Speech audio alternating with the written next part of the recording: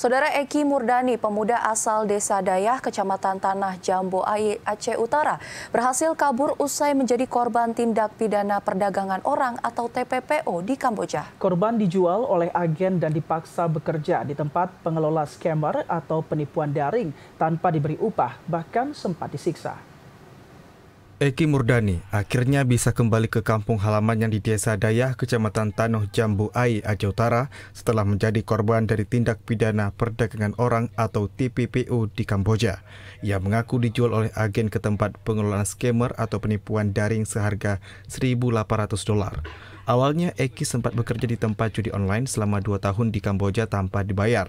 Lalu dirinya mencoba pindah peruntungan melalui agen, namun malah dijual dan dipaksa bekerja di tempat scammer. Setelah bekerja selama 2 pekan di tempat itu, Eki memilih kabur karena sempat disekap dan nyawanya terancam. Dari pengakuannya, Eki disuruh bekerja untuk menipu orang-orang secara daring. Jika tidak berhasil, maka akan dianiaya termasuk disetrum. Hal itulah yang membuat dirinya nekat kabur dengan memanfaatkan kelengahan pemilik tempat tersebut dan berhasil menuju ke kedutaan Indonesia. Ya udah, pas 2 minggu aku kerja, aku nanya sama bos itu, dia bilang, jangan macam-macam kamu di sini, kamu dijual di sini. Berapa? Aku bilang $1.800. Nggak bisa keluar, dijual. Kalau dijual nggak bisa keluar, harus ada omset, harus ada penghasilan lah. Kalau tidak ada, kena setrum lah. Penyiksaan saya cuma dikurung saja, disekap saja. Disekap. Kalau untuk setrum boleh. Karena saya baru masuk 2 minggu lah gitu.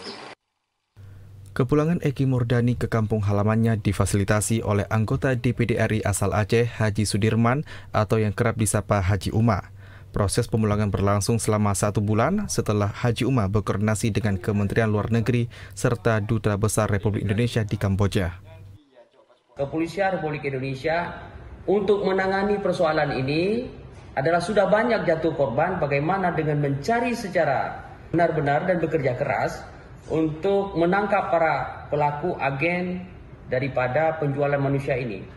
Karena selama ini kita ketahui dan informasi yang kita dapat bahwa agen-agen ini mencari keuntungan. Beberapa negara itu menjadi pengendali judi online. Itu korbannya warga Indonesia, itu kisaran umurnya 30 tahun ke bawah. Dengan iming-iming memberikan kerja di perusahaan, memberikan kerja di warung.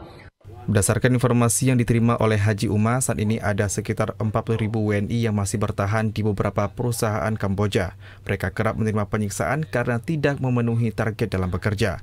Dirinya meminta kepada pemerintah melalui Badan Perlindungan Tenaga Kerja Republik Indonesia untuk memberikan perlindungan dan sosialisasi terkait hal ini serta mendesak kepolisian untuk menangkap pelaku agen TPPO. Dari Aceh Utara, Fajar Sidik, TVRI Aceh melaporkan.